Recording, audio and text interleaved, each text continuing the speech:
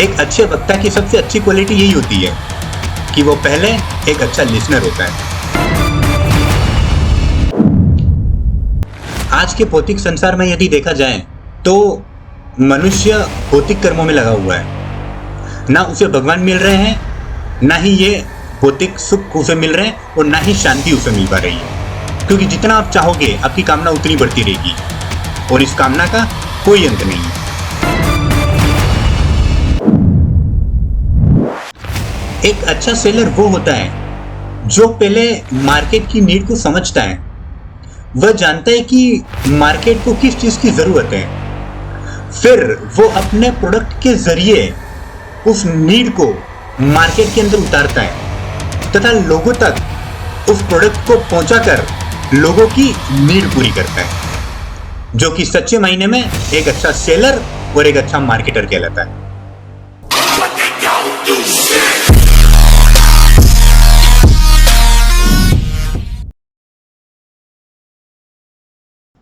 पिछले अध्याय में अर्जुन भगवान श्री कृष्ण से बहुत से ऐसे तर्क करता है, बहुत से ऐसे रीजन देता है कि उसे युद्ध क्यों करना चाहिए, तथा अर्जुन पूरी तरह से कंसीव हो जाता है और भगवान से कहता है कि मेरा गला सूख रहा है, मेरा खून जल रहा है, मेरा पूरा शरीर कांप रहा है, मुझे समझ नहीं आ रहा है कि मेरा कर्तव्य क्या है।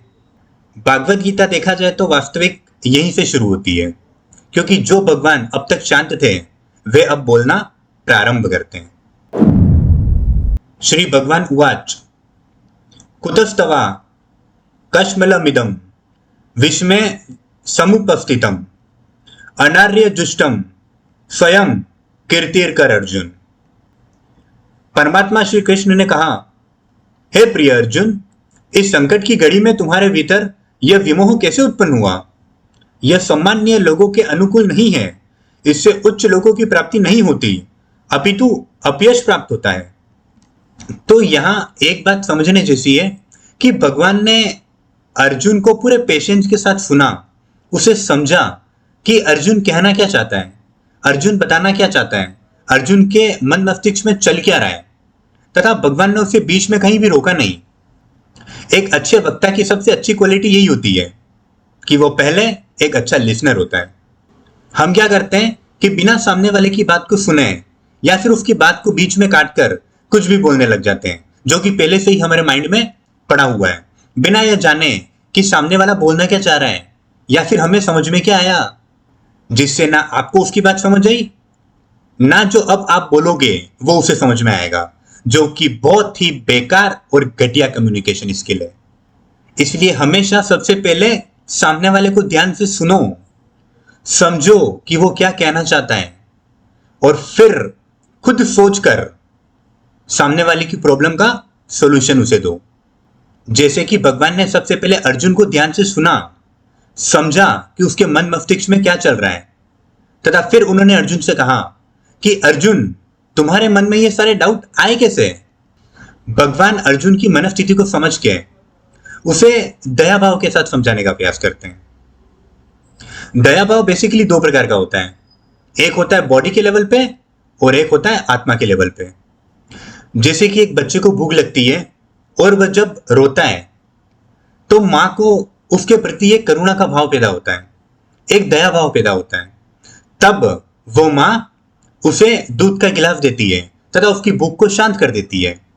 यह बिल्कुल ऐसा ही है जैसे एक गाड़ी में पेट्रोल डालकर आप एक ड्राइवर की भूख को शांत कर सकते हो, क्योंकि जब तक उस गाड़ी में पेट्रोल नहीं है तब तक वो गाड़ी उस ड्राइवर के किसी काम की नहीं है। लेकिन भगवान यहां पर बॉडी के लेवल पर दया भाव की बात नहीं कर रहे हैं। आज के भौतिक संसार में यदि देखा जाए तो मनुष्य भौतिक कर्मों में लगा हुआ है। वो ये नहीं जानता है कि वह ये क्यों कर रहा है, क्या उससे भगवान के पास जाने के मार्ग खुलेंगे या फिर वह भगवान से दूर होता जा रहा है। ना उसे भगवान मिल रहे हैं और ना ही जिस सुख शांति के लिए वो ये सभी भौतिक कर्म कर रहा है, ना ही ये भौतिक सुख उसे मिल रहे हैं और ना ही शांति उसे मिल पा रही है। क्योंकि भौतिक सुख ऐसा है कि जितना आप चाहोगे, जितनी आपकी कामना बढ़ती जाएगी, आपका भौतिक सुख कभी आपको मिल ही नहीं सकता है। क्योंकि जितना आप चाहोगे आपकी कामना उतनी बढ़ती रहेगी और इस कामना का कोई अंत नहीं है। लेकिन भगवान यहां पर अर्जुन के साथ जो दया भाव दिखा रहे हैं वो इसीलिए दिखा रहे हैं कि अर्जुन अपने कर्तव्य से विमुख हो चुका है। अर्जुन अपने धर्म का पालन नहीं कर रहा है, क्योंकि यदि अर्जुन ने अपने धर्म का पालन नहीं किया तो वह आत्म साक्षात्कार नहीं कर पाएगा, वह मुक्त नहीं हो पाएगा, वह नहीं जान पाएगा कि आत्मा क्या है, वह खुद को नहीं जान पाएगा। तथा अर्जुन यदि ये कार्य करता है, वह युद्ध भूमि में सभी को वध करता है जो कि पहले से ही निश्चित है। यदि वह नहीं भी करता है तब भी भगवान उन सभी का काल बनकर उनका वध कर देंगे। अर्जुन तो सिर्फ एक निमित्त मात्र है। तो यदि अर्जुन यह कार्य करता है तो अर्जुन को तो मुक्ति मिले ही मिलेगी, साथ ही में उन सारे के सारे लोगों को भी मुक्ति मिलेगी। तो अर्जुन खुद के साथ गलत नहीं कर रहा है, अर्जुन उन सारे लोगों के साथ गलत कर रहा है। भगवान ने अर्जुन को पहले सुना, उसे समझा तथा उसकी मनस्थिति को जानने का प्रयास किया। और यह जो गीता का उद्देश्य है, इसकी नीड जनरेट करी अर्जुन के मन मस्तिष्क में, क्योंकि भगवान बहुत पहले से अर्जुन के साथ रह रहे थे। अगर वो चाहते और यदि उनको ये गीता का ज्ञान देना होता तो वो कब का उसे दे देते, लेकिन नहीं, भगवान ने सही समय का इंतजार किया। तथा जब अर्जुन को उस गीता के ज्ञान की जरूरत पड़ी तो भगवान ने पहले नीड जनरेट करी और फिर अपना जो प्रोडक्ट है भगवत गीता, वह अर्जुन को सुनाया जाता है।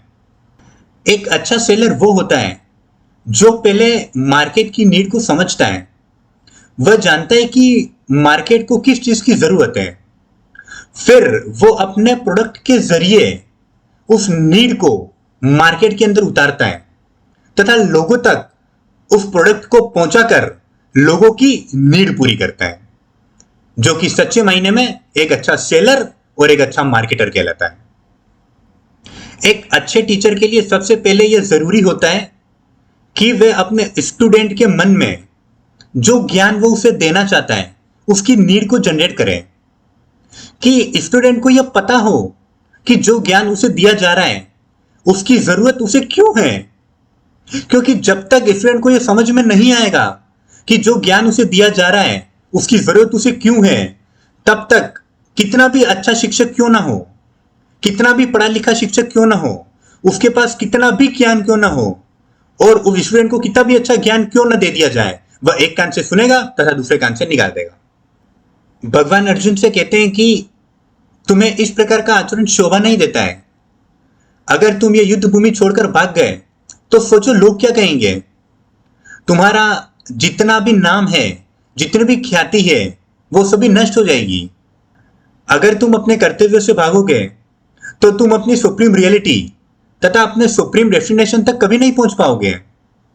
भगवान कहते हैं कि लोग ये कभी नहीं समझेंगे कि तुमने युद्ध भूमि को करुणा तथा दया भाव के कारण छोड़ा है। लोगों को तो यही लगेगा कि तुम कौरवों की सेना से डर गए तथा डर कर तुमने रणभूमि को छोड़ दिया है तथा तुम इस संपूर्ण जगत में अप्रसिद्धि को प्राप्त हो जाओगे। आई होप मैं आपको यह श्लोक अच्छे से समझा पाया हूं। धन्यवाद।